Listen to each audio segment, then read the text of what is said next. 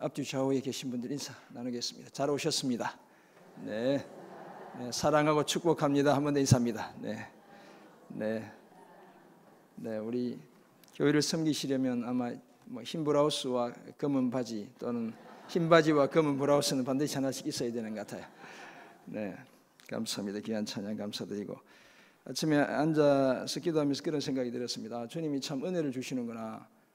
기도 온 성도님들이 함께 마음을 모아 기도하는 이 시간과 장소를 주신 것 자체가 참 은혜구나. 멀리서 오시느라 고생 많으시죠? 우리 임덕승 권사님. 네, 그래도 그게 은혜인 것 같아요. 한 열흘 이렇게 우리가 상반기 하반기 마음 모아 멀리서 원근각처에서 달려와서 함께 한 자리에 모여 기도하고 말씀도 은혜 받는 것, 이것이 참 은혜다 이런 생각을 하게 되었습니다. 오늘 세 번째 시간 우리가 입어야 할 옷, 이라는 제목을 함께 말씀 나눠보겠습니다. 옷은 인류의 역사와 함께 시작되었죠. 성경이 바로 그 증거라고 하겠습니다. 역사상 최초의 의상 디자이너는 하나님입니다. 하나님은 범죄한 아담과 하와를 위해 아주 비싼 옷을 지어 입히셨죠.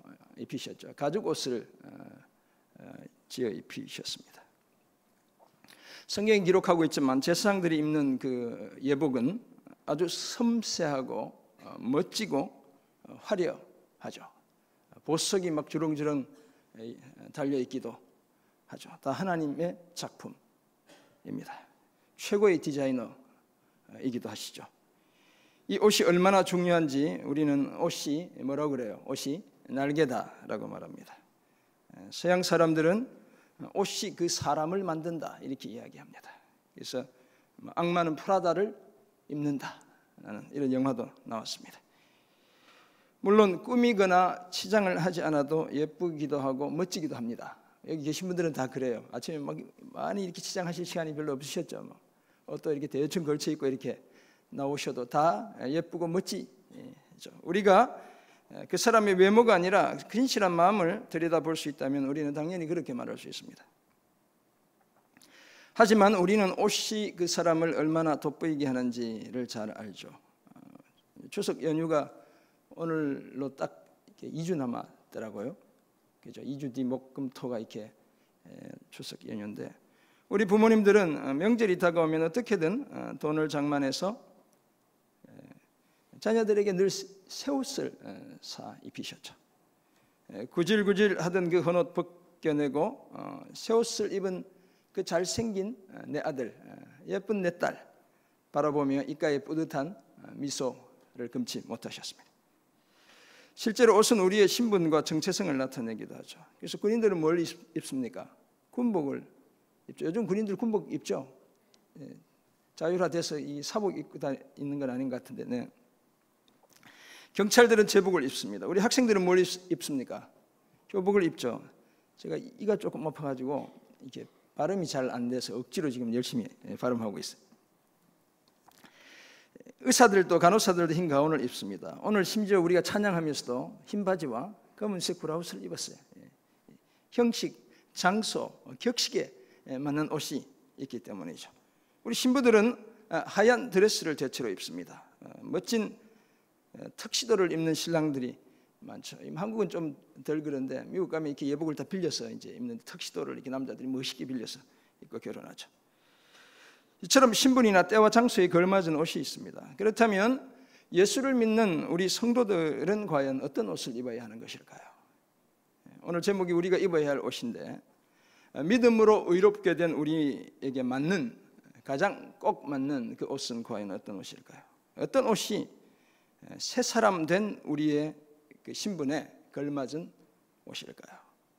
오늘 본문 골로새서 3장 9절에서 10절 등은 제가 여러 군데 본문을 보게 될 텐데 우리가 어떤 옷을 입어야 하는지를 말씀해 줍니다. 우리는 세상 사람들이 입는 그 옷들과는 확연히 다른 옷을 입어야 합니다. 우리가 하나님의 자녀들임을 나타내는 그런 옷을 입어야 하는 것이죠.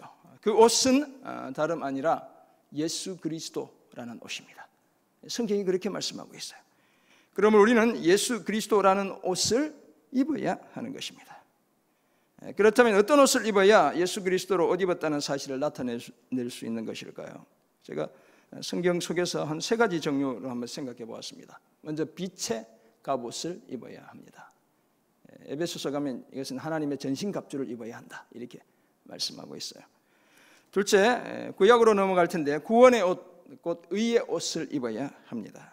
그리고 끝으로 오늘 본문에 나와 있는 새 사람을 입어야 합니다. 그래서 빛의 갑옷을 입고 구원의 옷을 입고 새 사람을 입는, 이것이 바로 그리스도를 옷 입는 것이다 이렇게 이해하시면 되겠습니다. 통상 옷을 입는 3가지 이유가 있다고 말합니다. 첫째는 몸을 가리기 위해서, 수치를 가리기 위해서 이렇게 말하고, 둘째는 추위나 더위로부터 우리를 보호하기 위해 옷을 입습니다. 그리고 마지막으로는 미적으로 우리 몸이 돋보이게 하기 위해 옷을 입죠. 그래서 우리는 속옷과 겉옷을 갖춰 입고 계절에 맞게 옷을 맞춰 입고 상황에 따라 옷을 차려 입기도 하는 것이죠. 한편 하나님의 자녀들인 우리는 예수 그리스도로 옷 입어야 합니다. 이 옷이 우리가 성도라는 정체성을 나타내 줍니다. 그렇다면 어떤 옷을 입어야 예수 그리스도로 옷 입었다는 사실을 나타낼 수 있을까요? 먼저 로마서 13장에 따르면 우리는 빛의 갑옷을 입어야 합니다. 사도 바울은 로마에 있는 성도들에게 지금은 자다가 깰 때가 벌써 되었다고 말합니다. 구원이 처음 믿을 때보다 가까웠다라고 이야기하죠. 사도 바울은 주님의 재림에 대한 간절한 소망 속에 살았기 때문에 하루만 지나면 또 가까워지고 하루 지나면 또 가까워지고 그 기대 속에 늘 살았죠. 계속해서 밤이 깊고 낮이 가까웠으니 그러므로 우리가 어둠의 일을 벗고 뭘 입자고 이야기하죠? 빛의 갑옷을 입자라고 말합니다. 여기서 갑옷은 각종 무기를 갖춘 군인들의 전투복이다 이렇게 보시면 되겠습니다. 바울은 에베소서에서도 성도들에게 마귀의 간계를 능히 대적하기 위해 하나님의 전신갑주를 입으라 이렇게 말하고 있습니다. 여기 갑옷이라는 말과 동일한 단어가 사용되고 있는데 거기 모두라는 환이라는 단어가 거기 사용되고 있어요. 그래서 같은 의미인데 좀 더 무기가 많은 완벽한, 그러니까 앞에는 단독 군장을 얘기했다면 뒤에는 완전 군장을 갖춰 입어야 한다 이렇게 이해할 수 있습니다. 우리의 씨름은 혈과 육을 상대로 한 것이 아니라 통치자들과 권세들과 이 어둠의 세상 주관자들과 하늘에 있는 악의 영들을 상대하는 것이기 때문에 그렇습니다. 우리가 영적 전투의 현장에 서 있는 것이죠. 하나님의 전신갑주를 입어야 악한 날에 능히 대적하고 모든 일을 행한 후에 제대로 설 수 있습니다. 그리고 전신갑주를 구성하는 여러 장비들을, 우리가 잘 아는 장비들을 소개하죠. 진리로 허리띠를 띠고 의의 호심경을 붙이고 평안의 복음이 준비한 것으로 신을 신어야 하죠. 이 모든 것 위에 믿음의 방패를 가져 악한 자들이 쏘는 그 불화살을 능히 막아내야 합니다. 뿐만 아니라 구원의 투구와 성령의 검, 곧 말씀의 검을 가져야 하죠. 여기에 대해 모든 기도와 간구를 하되 성령 안에서 기도하고 깨어 구하며 항상 힘쓰고 여러 성도들을 위해 구해야 합니다. 완전 군장 갇혀 있고 보초 잘 서야 한다. 그것이 기도다 이렇게 말씀하고 있는 거예요. 사랑하는 성도 여러분, 이처럼 예수를 믿는 우리가 우선적으로 입어야 할 옷은 프라다가 아니죠. 우리 남자분들이 좀 비싼 옷 버버리가 아닌 것이죠. 빛의 갑옷을 입어야 하고 하나님의 전신갑주를 입어야 합니다. 빛의 갑옷을 입고 낮에와 같이 단정히 행하고 방탕하거나 술 취하지 않고 음란하거나 호색하지 말고 다투거나 시기하지 않아야 합니다. 빛의 갑옷을 입는다는 또 다른 말이 주 예수 그리스도로 옷 입는다는 말입니다. 그렇다면 예수님의 성품을 가지고 예수님처럼 살아가야 하는 것이죠. 악한 세력에 굴복하지 않고 성육신과 십자가의 정신을 실천하며 살아가야 합니다. 그래야 정욕을 위해 육신의 일을 도모하지 않게 되는 것이죠. 빛의 갑옷, 하나님의 전신갑주, 곧 예수 그리스도로 옷 입고 빛의 자녀로 살아가는 저와 여러분 모두가 되시길 주님의 이름으로 축원합니다. 우리가 이 진리를 깨달으면 무엇을 입어야 할지 걱정할 필요가 전혀 없죠. 우리는 이미 예수로 옷 입은 자들인 것입니다. 예수 그리스도로 옷 입었다는 사실을 나타내는 두 번째 증거로 구원의 옷, 곧 의의 옷을 입어야 합니다. 이사야 61장이 그 사실을 말씀하고 있습니다. 이사야 61장은 구원의 아름다운 소식을 담고 있는 바로 그런 장입니다. 하나님의 영이 하나님의 종 곧 메시아에게 임하고 그 기름 부음을 통해 61장 1절을 보면 가난한 자에게 아름다운 소식을 전하게 됩니다. 메시아를 통한 회복의 약속. 주님이 이 본문을 누가복음 4장에서 인용하시죠. 마음이 상한 자는 고치고 포로된 자에게는 자유를, 갇힌 자에게는 노임을 선포합니다. 여호와의 은혜의 해, 곧 이 은혜의 해는 희년 50년마다 모든 사람들을 다 자유하게 하고 남의 땅을 다 돌려주고 원래대로 회복하는 그 해를 이야기하는 것이거든요. 주빌리라는 그 은혜의 해, 하나님의 보복의 날을 선포하여 모든 슬픈 자를 위로한다고 말씀합니다.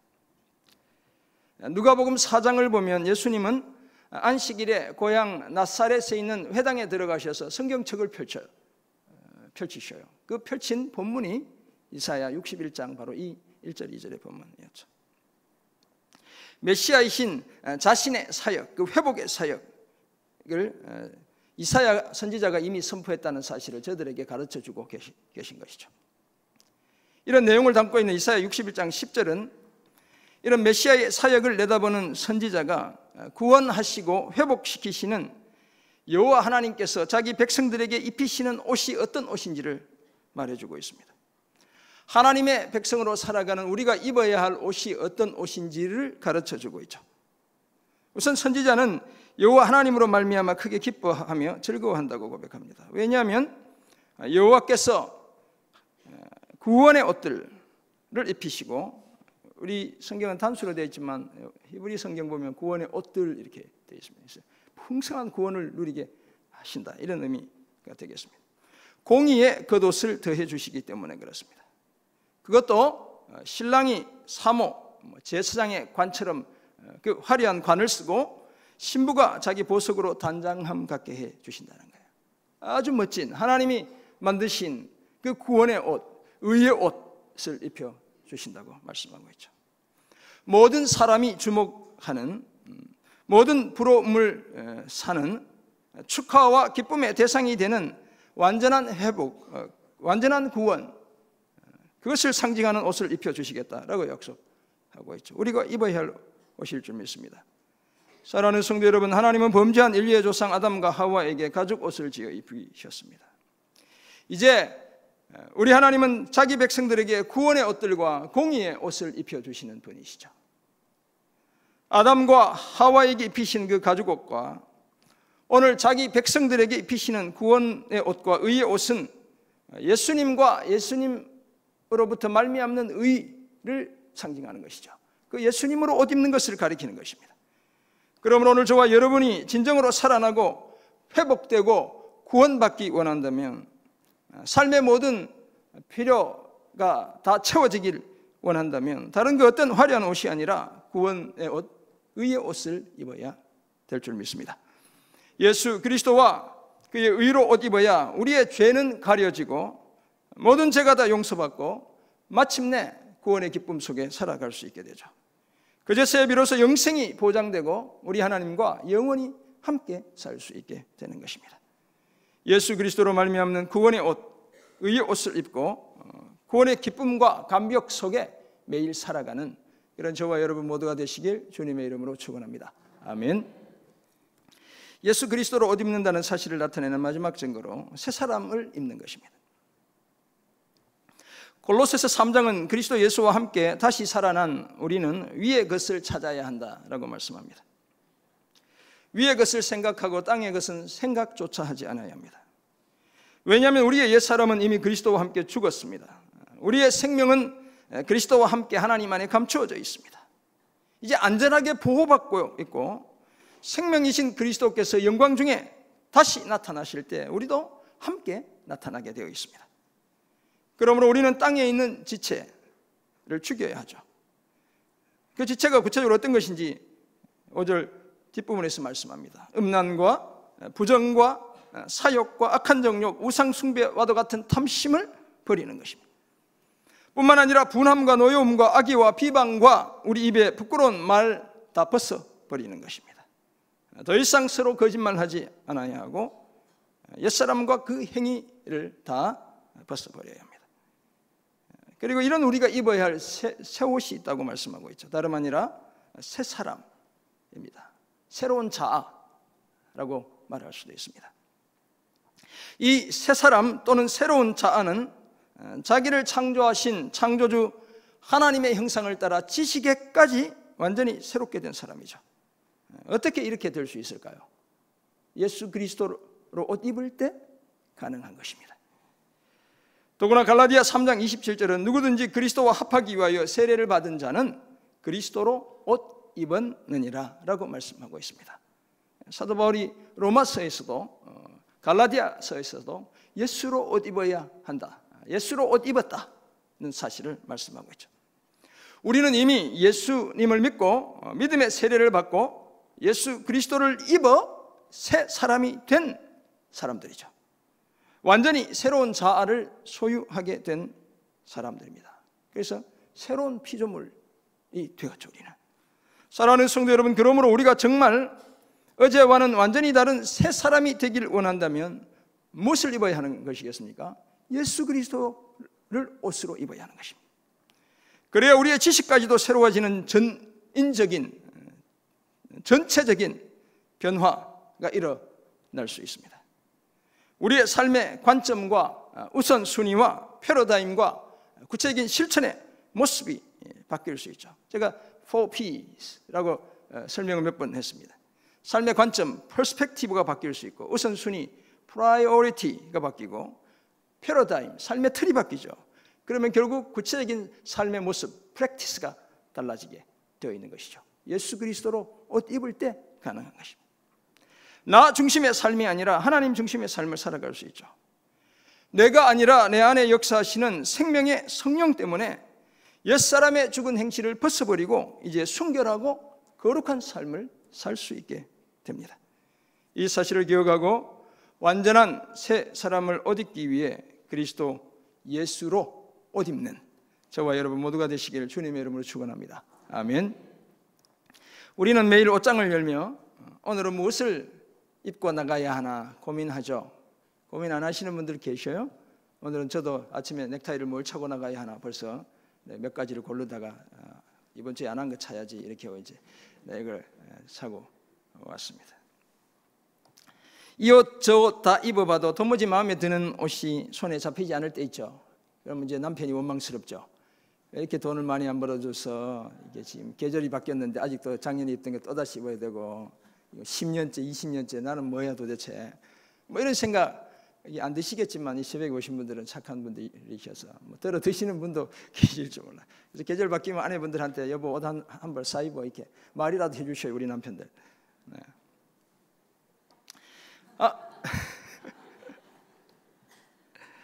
네. 참 좋아했던 옷도 몇 번 입다 보면 금방 실증이 나기도 하는 것입니다.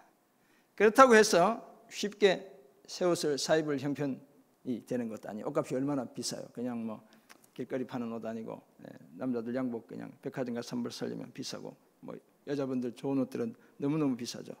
며느리가 사주거나 뭐 딸이 사줘야 입죠. 네. 주께서 오늘날 뭐 그런 은혜 주시길 바랍니다. 사위나 며느리나 딸들이 아들들이 사주는 은혜가 있기를 바랍니다. 아무튼 그런 우리 무엇을 입어야 할지, 새 옷이 없어 이렇게 고민하는 우리가 입어야 할 옷이 있죠. 그 어떤 옷들보다 더 좋은 옷을 우리가 가지고 있죠. 바로 예수 그리스도라는 옷을 우리가 가지고 있는 거예요. 아멘이시죠?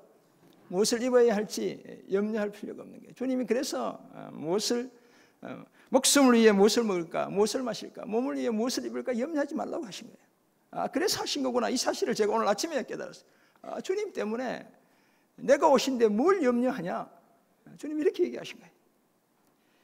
우리가 날마다 입어야 할 옷이 있죠. 그것이 바로 예수 그리스도라는 옷입니다. 그 어떤 옷보다 더 소중하고 자랑스럽고 사랑스러운 옷이죠. 절대로 질리는 법이 없는 옷입니다. 사시사철 언제나 입어도 꼭 맞는 가장 적절한 그런 옷이죠. 오늘 우리가 묵상했듯이 예수 그리스도로 옷 입는다는 것은 빛의 갑옷, 하나님의 전신갑주를 입는 것입니다. 구원의 옷과 의의 옷을 입는 것이죠. 새 사람을 입는 것입니다. 오늘 이후로 세상의 다른 그 어떤 화려한 옷이 아니라 예수 그리스도로 옷 입고 세상 속에 살지만 천국 백성으로 당당하게 이 땅을 살아가는 저와 여러분 모두가 되시길 주님의 이름으로 축원합니다. 아멘. 기도하겠습니다. 하나님 아버지, 오늘 우리의 삶의 모든 필요, 말씀을 통해 채워지는 은혜와 축복 주여 허락해 주옵소서. 아버지, 기도하며 우리가 함께 나아갑니다. 주님, 우리의 의식주의 문제, 주님 말씀을 듣는 중에 주님의 특별한 은혜로 날마다 채워지는 놀라운 역사 허락해 주옵소서. 우리는 말씀을 통해 우리의 양식의 문제 해결받게 도와주시고, 예수 그리스도를 통해 무엇을 입어야 할지의 문제 해결받게 하시고, 주님의 집에 함께 거함으로 어디에서 살아야 할지의 문제를, 그래서 의식주의 모든 문제를 다 해결받는 저희들 다 되게 도와주옵소서. 일상의 구체적인 필요를 아시는 주님, 그 필요를 채우시는 분이 우리 주님이심을 기억하며 함께 기도하며 나아갑니다. 우리 각자의 간절한 기도의 제목에까지 주님 친히 응답해 주옵소서. 치유와 온전한 회복의 역사, 기도하는 중에 경험하는 놀라운 은혜와 축복 주여 허락해 주옵소서. 감사드리며 존귀하신 예수 그리스도의 이름으로 기도드립니다. 아멘.